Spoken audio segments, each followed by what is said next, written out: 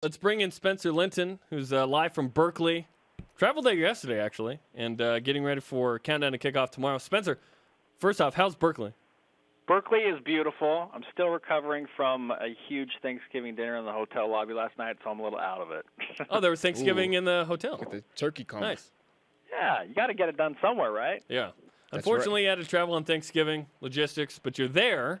We were just discussing what you think will play out in the game. Brian said he wouldn't be surprised if BYU won by 14. What do you think? I'm not going to go that bold. I'm with you. I don't dare go 14 or 17 plus, but I do think that because weather will play a factor, or so it seems, for the game on Saturday. There's rain in the forecast. It's a holiday weekend, and so the crowd is expected to be a little bit diminished, at least on the Cal side. And so with rain in the forecast, I think this game will be a little bit more low-scoring than people thought because teams are going to have to be forced to run the ball a little bit more. And Cal's rushing attack is just not there. So I favor BYU in that category if it comes down to a run game.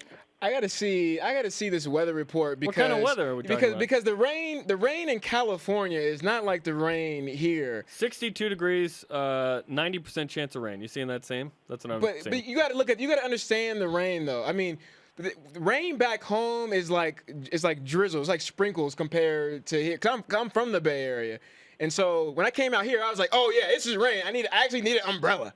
Back home, it's like, this is nothing anymore now. But to Californians, yes, it's going to be a storm. Well, I mean, I guess I should take it from a Bay Area native, right? When it comes to that. That's right. I hope it's a drizzle. I'm hoping that because I'm going to be on the sidelines the entire game. But talking to the people in the hotel last night, they said, yeah, go get a coat, find an umbrella if you can, because it's supposed to rain Saturday, Sunday, Monday, and it's going to be steady. So I guess we'll see. But I can't imagine Jared Goff, who is an outstanding quarterback for California and one of the top 5 passers in the nation, is looking forward to playing in any sort of rain or precipitation because it has to throw his mojo off at least a little bit. And if there's a steady dose of rain, I imagine that slows down what we thought might be. It could still be a shootout. But if I'm talking like combined 85 points or something. I would think if it's raining the whole game, that might slow that down a bit. Absolutely. You want my bold prediction? BYU will hold California under 35 points. And their season average is 39, and they put up 60 and 57 or whatever it was against Colorado. 58. I think BYU holds California under 35 points on Saturday. Why is that? Because BYU is rested. I feel like they are more healthy than they have been in a very long time, and the weather conditions will play into it a little bit. Plus, it's a holiday weekend, and so the crowd will not be nearly as ramped up for California as it would be. Yeah, they're going for a bowl game, but everybody's gone. This game means a lot to BYU as well, and so I think the defense, they felt like, at least in my conversations with them, they feel like they have a ton to prove on Saturday.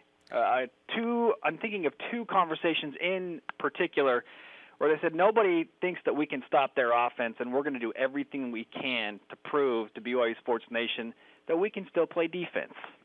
Nice. I would love to see that happen. We talked about Rob Daniel and Craig Bills stepping up a little bit. I think it's a good homecoming for Rob Daniel. What do you expect from the BYU secondary? Again, I think that they have a ton to prove. I think that they feel like some people have given up on them, and that while they've had a season that certainly could be put in the struggling category, that this is their opportunity to say, you know what, we can still play. We can go out. We can perform well against a high-powered offense and show everybody that this secondary, while it has underperformed this season, it'll end on a high note in this California game and the bowl game. They're really motivated to prove to people that they can still play. Yeah, and they've got a chance at 9 wins still, and you could be 3-0 versus P5 teams. So I have to ask a question, and let's discuss this. Why would all of a sudden for Cal it be different from what it was earlier in the season for BYU on pass defense? Well, can you rephrase that question? I'm not sure I understood that one. Like, why would things change all of a sudden for Cal? Like, what's going to, based on how BYU's played this year on pass defense, why would it change in this game? Okay, so why will BYU's performance change? Gotcha. In pass defense. Just because I think that they've had an opportunity now. Granted, it was Savannah State, and so Brian jokes it was kind of a bye week. But I feel like BYU has had extra time and have been extra focused getting ready for this Cal team. Again, I'm going off conversations that I've had with some of the BYU defenders where they feel like, look, no one's given us a shot, and our film study has been better than it's been all year, and our practices have been more consistently good than they have been all year. And I feel like BYU goes back to the let's keep everything in front, bend, don't break, no big play mentality. That's what Bronco Mendenhall defenses do. That's what they have yet to do this year. This is the game where BYU goes back to the defense of old and keeps everything in front because they have to if they want to beat Cal. They're the underdog, and it's been a while since BYU has been the underdog in a football game. Yeah, and all this rhetoric is nice, and we heard this same stuff before Boise State, to be frank. Yeah. The difference to me is that individuals who are talented, who are seniors, rise up in this game. Craig Bills and Rob Daniels specifically. I think they are going to be better, just given the fact of, small technical things like dirty eyes and being hip to hip, making sure that you're right on top of the receiver, trying to keep things in front of you. I think I've seen those changes these last few weeks. Not so much with UNLV, but definitely with Middle Tennessee, and then a little bit of Savannah. Can you take anything from that game? No. A little bit of Savannah, but there's certain things that you are able to see, and so it's good to hear that, Spencer, that, hey, they are motivated. They do feel like they're the underdog, and then you tie that into, slowly these last few weeks cleaning up those small mistakes. I think that's a good recipe for success.